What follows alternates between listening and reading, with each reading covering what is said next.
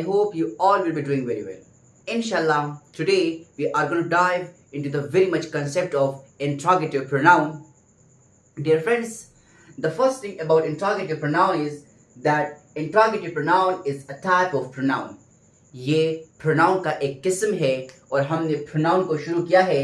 अभी तक pronoun में हमारे पास 4 लेक्चर हो चुके हैं, जिसमें सबसे पहले हमने pronoun के इंट्रोडक्शन के बारे में पढ़ा, उसके बाद हमने पर्सनल प्रोनाउन के बारे में पढ़ा, उसके बाद हमने डेमोन्स्ट्रेटिव प्रोनाउन के बारे में पढ़ा, उसके बाद हमने रिफ्लेक्सिव प्रोनाउन के बारे में पढ़ा. एंड इंशाल्लाह today we will discuss about interrogative pronoun. Dears, interrogative pronoun. Interrogative pronoun हमारे पास ऐसी प्रोनाउन है जिनका इस्तेमाल किया जाता है टू आस्क क्वेश्चन. ऐसे प्रोनाउन जो सवाल पूछने के लिए इस्तेमाल किए जाते हैं, इस किस्म के प्रोनाउंस को हम इंट्रोगेटिव प्रोनाउन कहते हैं. इन जनरल हम इंट्रोगेटिव सेंटेंसेस को डिस्कस करते हैं. इंट्रोगेटिव सेंटेंसेस क्या है? इंट्रोगेटिव सेंटेंसेस ऐसे सेंटेंसेस है जिसमें हम सवाल पूछते हैं.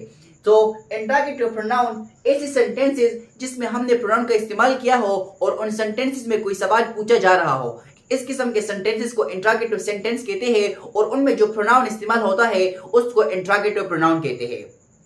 इंट्रोगेटिव असल में इंटरोगेशन से निकला है, मींस सवाल पूछना, सवालात पूछना, इंटरोगेट करना. हमारे पास जो इंट्रोगेटिव प्रोनाउन जिस सेंटेंस में इस्तेमाल हुआ हो तो उसके आइडेंटिफिकेशन ये है कि उसके जवाब में हमारे पास किसी नाउन या प्रोनाउन का जिक्र होगा. मिसाल के तौर पर I want to ask what is your name. मैं तुम्हारा नाम पूछना चाह रहा हूं, तो तुम एक नाउन हो तो मुझे जवाब मिलेगा, उसमें नाउन होगा. तो इंट्रोगेटिव प्रोनाउन जो सवाल पूछेगा उस सवाल के जवाब में हमें नाउन या प्रोनाउन जरूर मिलेगा. तुम कहते हो माय नेम इज अली, तो अली एक नाउन है. इंट्रोगेटिव प्रोनाउन इंग्लिश लिटरेचर में हमारे पास 5 इंट्रोगेटिव प्रोनाउन है और ये 5 इंट्रोगेटिव प्रोनाउन WH से स्टार्ट होते हैं, इसलिए हम इसको WH क्वेश्चंस भी कहते हैं. इसलिए इसमें पूछे जाने वाले सवालात को हम WH क्वेश्चंस भी कहते हैं.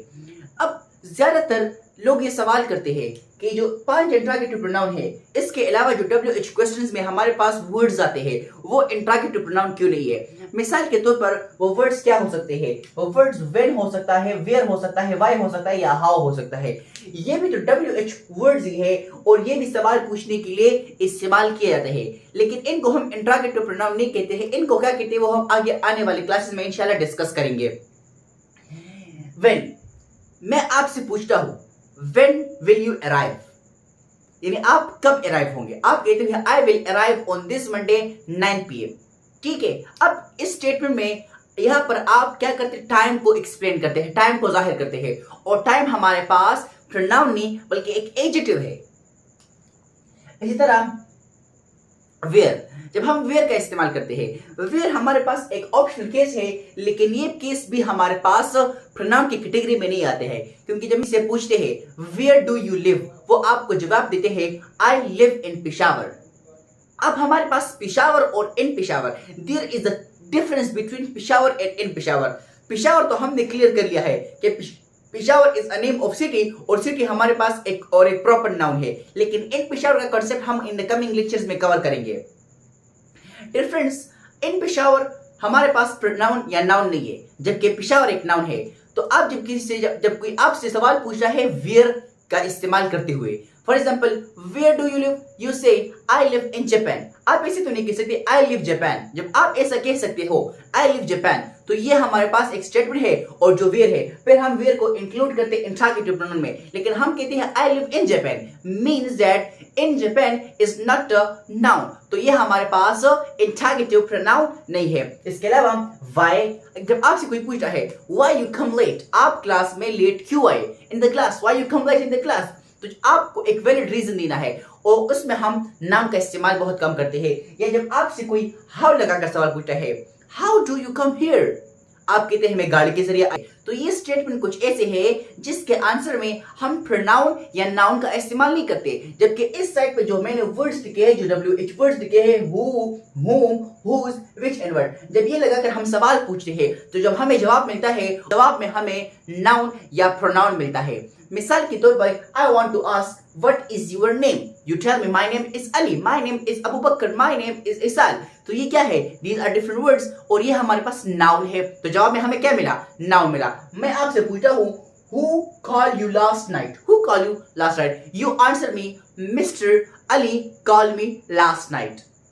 सो इन स्टेटमेंट्स के जो आंसर मिलते हैं हमें, उन आंसर्स में हमें नाउन या प्रोनाउन देखने को मिलेगा और इसके आंसर में हमें नाउन या प्रोनाउन देखने को मिलेगा। तो मैं सिर्फ इस चीज को क्लियर कर रहा था कि इंट्रोगेटिव प्रोनाउन 5 इन नंबर है। तो अगर आपके जहन में सवाल अराइज होगा कि जो WH बाकी वर्ड्स है, मिसाल के तौर पर व्हेन, वेयर, व्हाई और हाउ, ये इंट्रोगेटिव प्रोनाउन क्यों नहीं है, तो ये इंट्रोगेटिव प्रोनाउन इसलिए नहीं है क्योंकि इससे जो जवाब हमें मिलता है उसमें हमारे पास नाउन या प्रोनाउन नहीं होता है, जबकि इंट्रोगेटिव प्रोनाउन से जो हमें जवाब मिलता है उसमें नाउन या प्रोनाउन जरूर मौजूद होता है। चलिए इंट्रोगेटिव प्रोनाउन के यूजेस पर बात करते हैं। First interrogative pronoun is who, second one is whom, third one is whose, second last is which and the last one is what।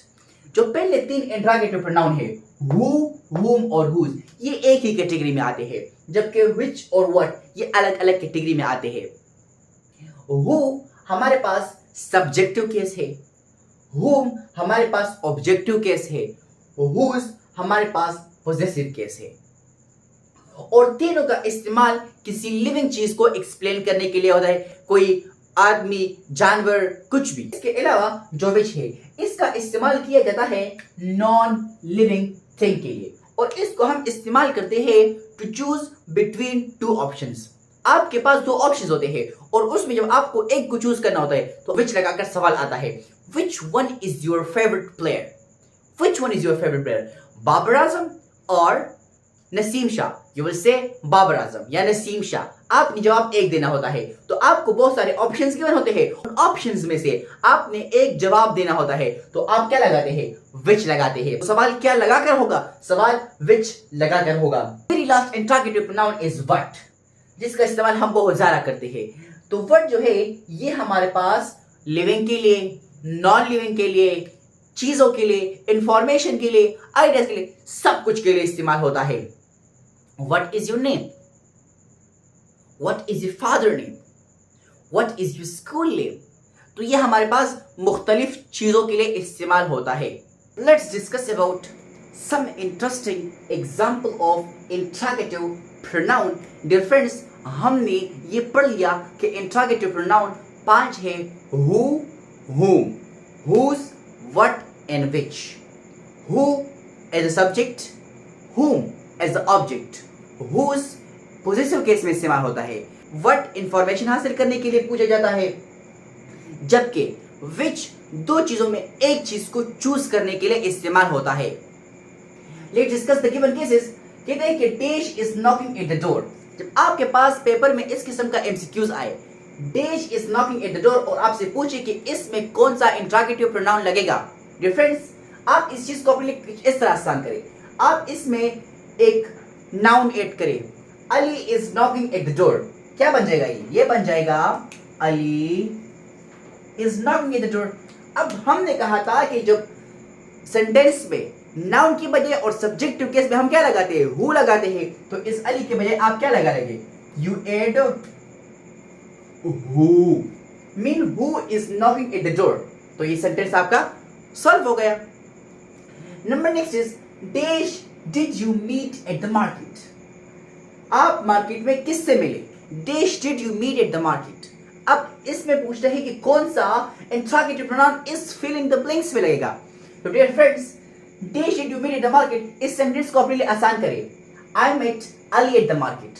ये सेंटेंस कुछ इस तरह बन जाएगा कि I met Ali at the market. ये सेंटेंस कुछ ऐसा हो जाएगा, I met Ali at the market. हमने कहा था कि हम ऑब्जेक्ट के बजाय जो इंट्रोगेटिव प्रोनाउन लगाएंगे वो क्या होगा, दैट विल बी whom। तो आपका ये सेंटेंस भी सॉल्व हो गया, whom did you at the market। Dash pen is this, dash pen is this. इस सेंटेंस को अपनी तरह सॉल्व करें, आप लिख सकते हैं कि this is my pen, this is my pen, this is my pen. ये सेंटेंस आप अपने लिए आसान कर दे, दिस इज माई पेन। अब इस सेंटेंस में माई आया है, माई क्या है, पॉजिटिव केस है मी का, तो पोजीशन के लिए हम क्या इस्तेमाल करते हैं, वी एड हुज। तो आपका ये एमसीक्यू भी सॉल्व हो गया, whose pen is this. Number next is dash is your favourite colour, dash is your favourite colour. अब जरा इसको सॉल्व करें, आप इसको ऐसे सॉल्व करेंगे कि my favourite colour is red, my favourite colour is red. इसमें आपने एक इंफॉर्मेशन हासिल की कि रेड मेरा एक फेवरेट कलर है, आपको इंफॉर्मेशन मिला। जब आपको इंफॉर्मेशन मिलता है, इंफॉर्मेशन के लिए हम क्या लगाते हैं, इंफॉर्मेशन के लिए हम लगाते हैं व्हाट को। अब यहां पर अक्सर स्टूडेंट कंफ्यूज हो जाते हैं, वो इस स्टेटमेंट में विच लिख लेते हैं, which is your favourite colour. ये स्टेटमेंट लुल बटा लुल है। Which is your favourite colour में हमने कहा था कि विच तब लगाएंगे जब दो चीजों में एक को चूज करना पड़े, हमें तो कोई दो चीजें गिवन ही नहीं है, ठीक है, तो व्हाट लगाएंगे, what is your favourite colour. Number next is dash is your favourite book, the red one और the blue one. Dash is your favourite book, the red one और द ब्लू वन। ये तो आपको वाज़ेह कर लिया गया है, एक्सप्लेन है पहले से। रेड वन और ब्लू वन में आपने एक को चूज करना है। मैं कहता हूं red one is my favourite book, तो यहां पर जब आपको एक चूज करना पड़ता है तो यू यूज विच। आप क्या लगाते हैं, विच लगाते हैं। So this was the very much concept of interrogative pronoun. Interrogative pronoun क्या है, इससे प्रोनाउन जिसका इस्तेमाल किया जाता है टू आस्क क्वेश्चन।